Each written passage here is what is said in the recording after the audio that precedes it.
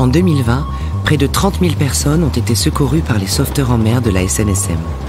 L'association compte aujourd'hui 9 000 bénévoles qui font preuve d'un dévouement indéfectible. Ils assurent la sécurité en mer comme sur les côtes, en métropole et outre-mer, parfois au péril de leur vie. Bienvenue dans la saison 2 de Canal 16, une série de podcasts inédits de la SNSM, dans laquelle sauveteurs et rescapés nous racontent certains des sauvetages les plus emblématiques effectués le long des côtes françaises. Dans cet épisode, nous reviendrons sur le rôle essentiel des nageurs sauveteurs aux abords des plages à travers le récit de Mégane, qui revient sur un spectaculaire accident de jet ski.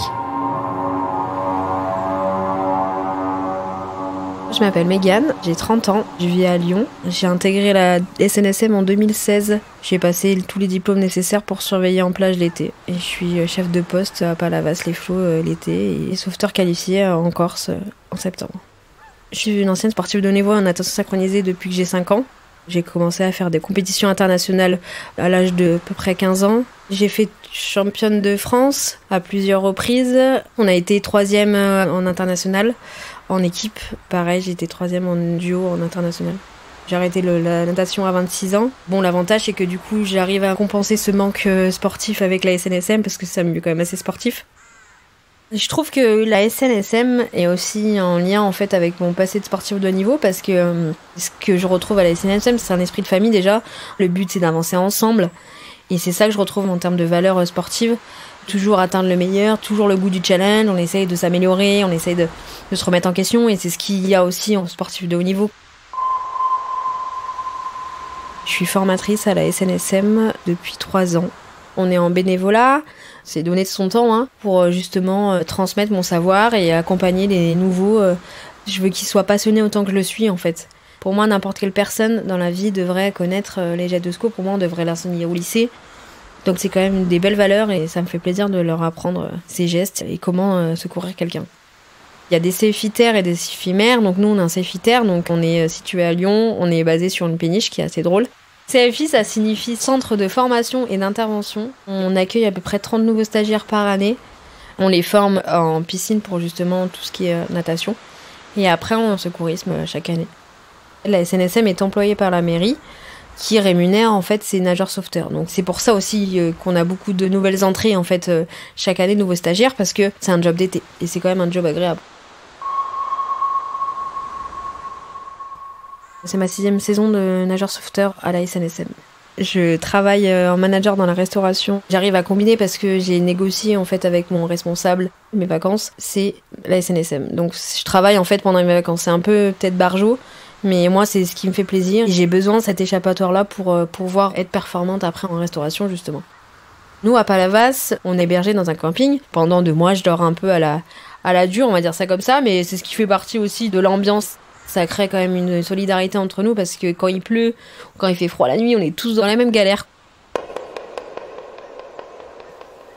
Mon rôle de nageur sauveteur, c'est que les gens qui sont sur la plage se sentent d'abord en sécurité. On est là aussi pour la prévention, faire attention dans l'eau, que les personnes n'aillent pas trop loin, laissent parler l'enfant tout seul, enfin il y a plein de choses comme ça. Moi, mon rôle, c'est que les vacances ne deviennent pas un cauchemar.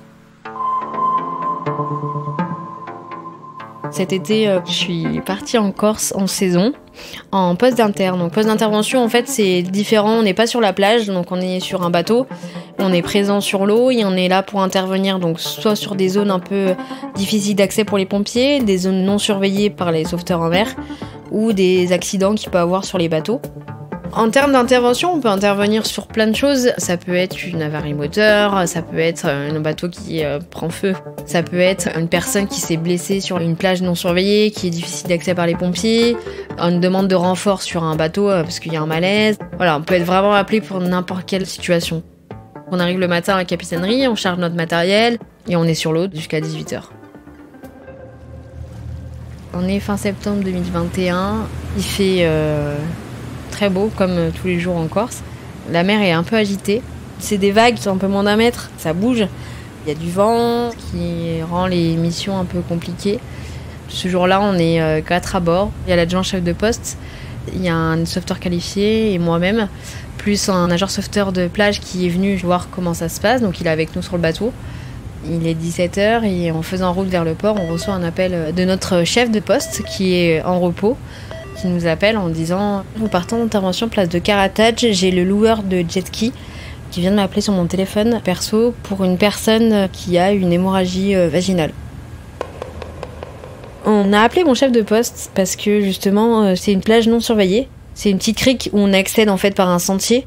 Il y a une petite heure de marche pour accéder à cette plage et c'est ce qui fait sa beauté, c'est que justement elle est très peu fréquentée et l'agence de location fait une randonnée en jet ski et il s'arrête sur cette plage parce que c'est vraiment une plage à visiter à Porto Vecchio. On commence un peu à s'organiser, donc toi tu prends le sac, toi tu vas directement en contact de la victime. Voilà, le but c'est qu'on intervienne le plus rapidement possible. À la barre, c'est l'adjoint du chef de poste qui navigue rapidement vers le lieu d'intervention. Donc on met 15 minutes de navigation pour arriver à cette plage de Karatage. Donc on arrive, il y a 2 bateaux qui sont amarrés, à peu près une 30aine de personnes sur la plage, qui commencent à se vider, parce que finalement le soir, 17h30, les gens commencent à rentrer. On voit au loin une personne à gauche de la plage, assise dans l'eau, une demoiselle, et son mari qui est derrière avec les 2 gilets. On ne voit pas de jet ski ni d'agence de location, donc finalement les gens étaient déjà repartis. Avec une nageur sauveteur qui est venu avec nous sur le bateau exceptionnellement. On descend en fait du bateau pendant que l'adjoint chef de poste jette l'ancre au plus proche pour que ça soit plus facile après pour le transport de la victime. Comme c'est une femme, l'adjoint a pris la décision de me laisser y aller en premier. Donc premier contact est quand même hyper important avec une victime. Donc moi j'arrive auprès de cette demoiselle qui est assise dans l'eau. Elle se tient au niveau du bas du ventre. Elle a mal, mais elle est tellement forte qu'elle ne le montre pas spécialement. Je lui dis « Mademoiselle, qu'est-ce qui se passe ?» Je lui pose plein de questions justement pour avoir plus de détails, pour vraiment moi m'imaginer comme si j'y étais sur la scène. Elle me dit que elle voulait justement s'arrêter sur cette belle plage de Karatage. Elle était à l'arrière, elle a voulu descendre du jet ski, donc elle a commencé en fait à mettre un pied dans l'eau, pensant avoir pied. Elle a essayé de poser son pied au sol, sauf qu'en fait, du coup, elle a glissé et elle s'est pris le bord du jet ski dans l'entrejambe. Elle me dit, l'eau, ça rafraîchit quand même le corps. Je me mets dans la situation où je me sens le mieux. Nous, on la sort parce que moi, je peux pas voir la plaie. J'ai pas de lunettes de piscine, je vais pas m'amuser à aller en dessous. Du coup, la première chose à faire, c'est vraiment de voir la plaie, où elle a mal. Donc là, on la sort de l'eau avec mon collègue, on met une serviette justement pour éviter qu'elle soit en contact direct avec le sable, parce que après le sable pour la plaie, c'est pas très conseillé. Elle me dit qu'elle est infirmière, donc elle me dit vous inquiétez pas, je sais ce que vous allez faire et je comprends, il n'y a pas de souci. Cette demoiselle est quand même encore en maillot, voilà. On demande déjà au maximum aux gens de s'écarter. De toute façon, les gens ne sont pas si curieux que ça, ils sont quand même respectueux, ça c'est vraiment agréable. Je mets une serviette au-dessus de ses genoux, comme si en fait elle allait accoucher, pour vraiment préserver en fait cette intimité-là. Je mets mes gants, je vais au contact de la plaie, donc à ce moment-là je regarde.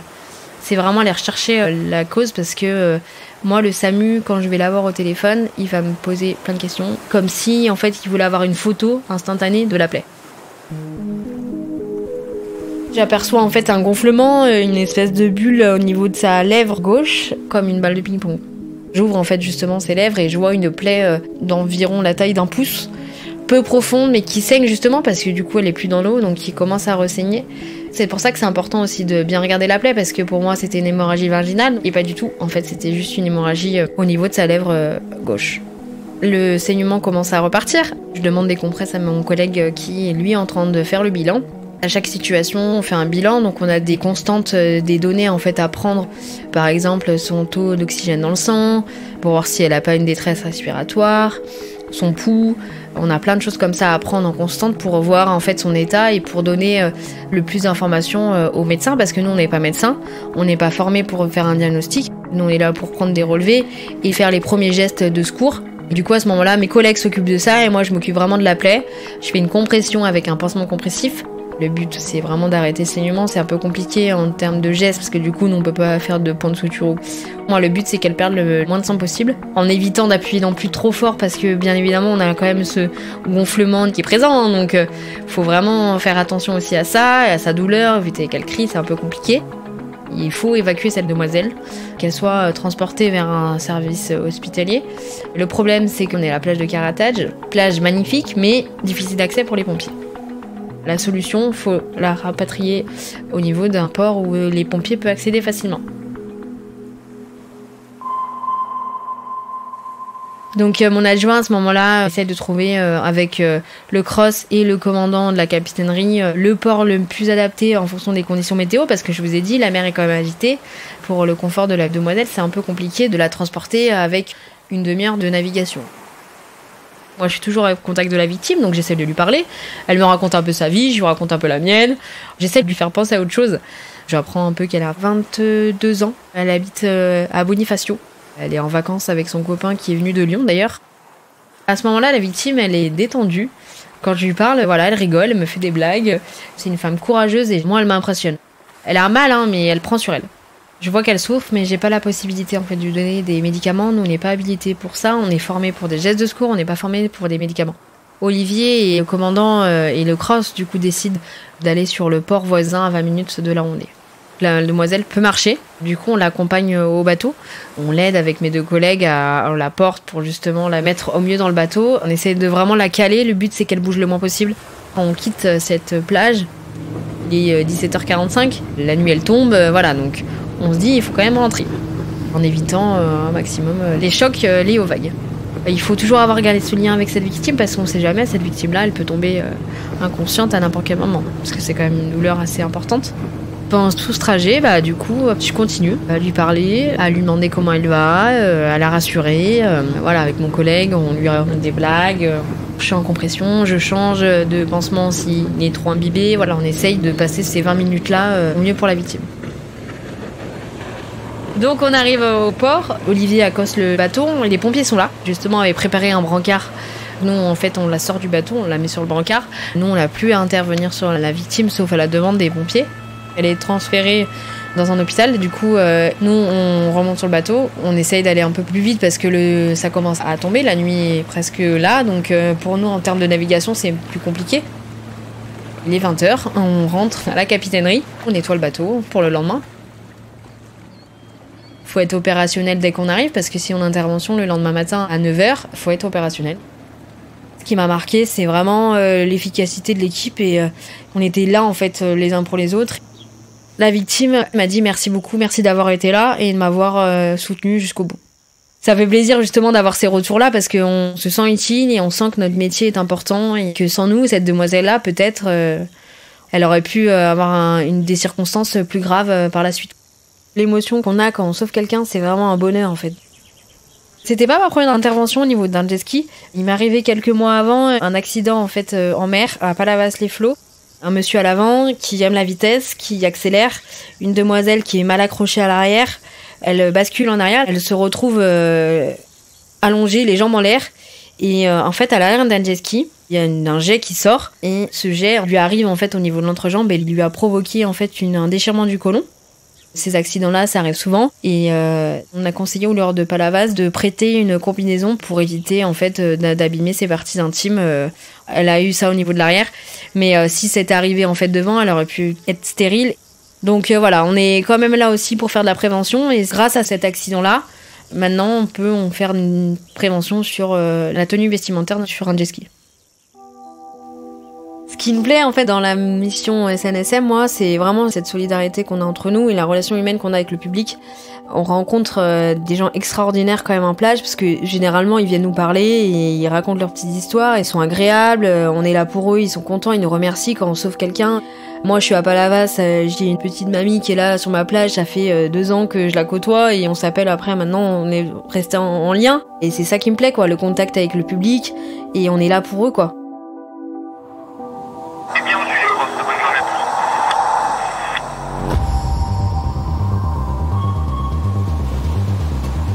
Le sauvetage de la vie humaine en mer et sur les côtes est gratuit.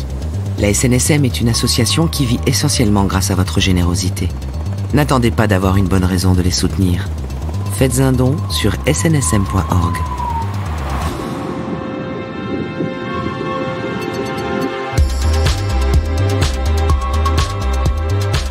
C'était le 4e épisode de la saison 2 de Canal 16.